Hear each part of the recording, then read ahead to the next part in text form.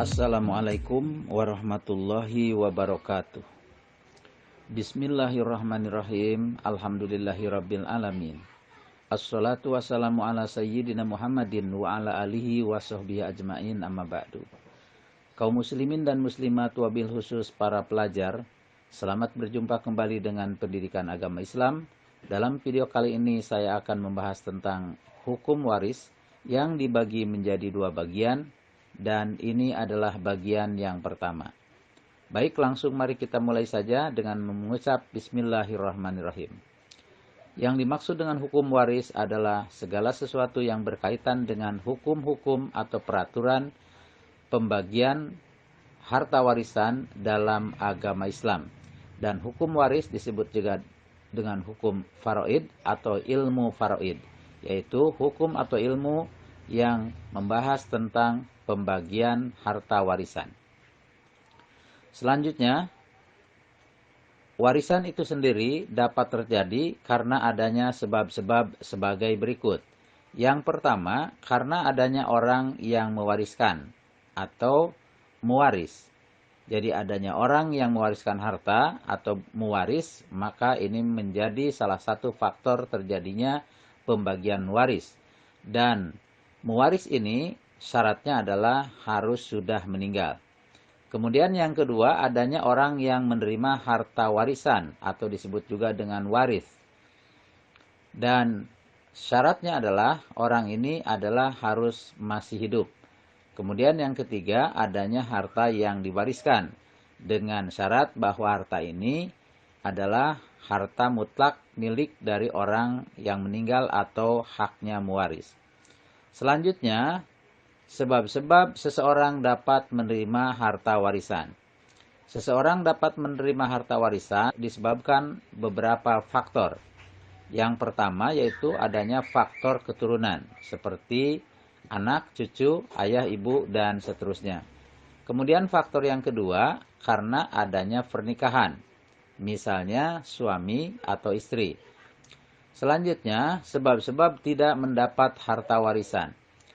Artinya, orang yang sejatinya berhak mendapatkan warisan karena faktor keturunan atau perkawinan ataupun yang lainnya menjadi batal karena disebabkan oleh beberapa faktor. Satu, yakni beda agama. Jadi ketika beda agama, maka batalah hal ihwal yang berkaitan dengan waris mewarisi. Kemudian yang kedua, murtad. Murtad ini berarti sama saja dengan beda agama.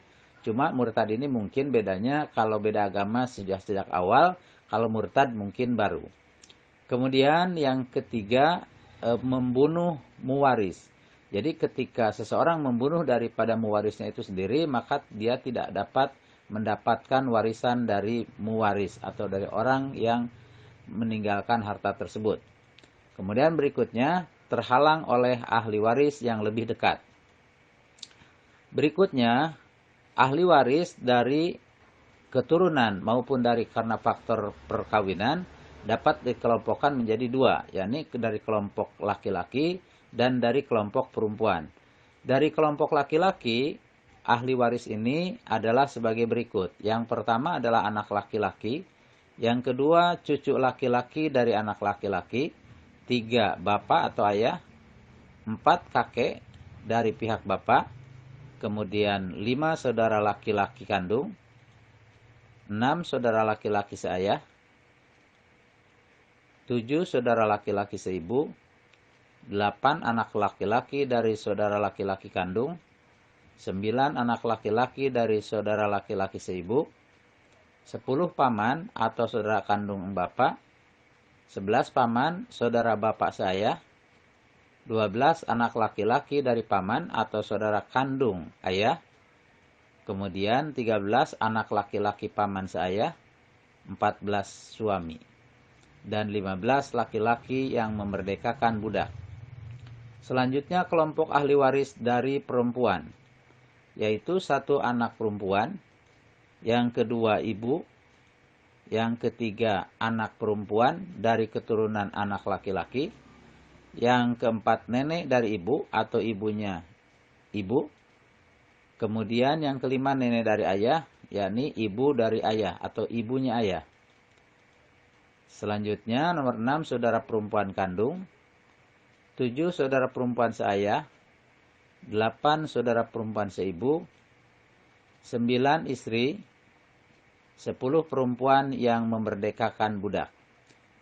Demikianlah dalam video ini dibahas tentang sebab-sebab terjadinya waris mewarisi, kemudian sebab-sebab seseorang dapat mendapatkan warisan, sebab-sebab seseorang menjadi tidak mendapatkan warisan, kemudian ahli waris dari kelompok laki-laki dan ahli waris dari kelompok perempuan.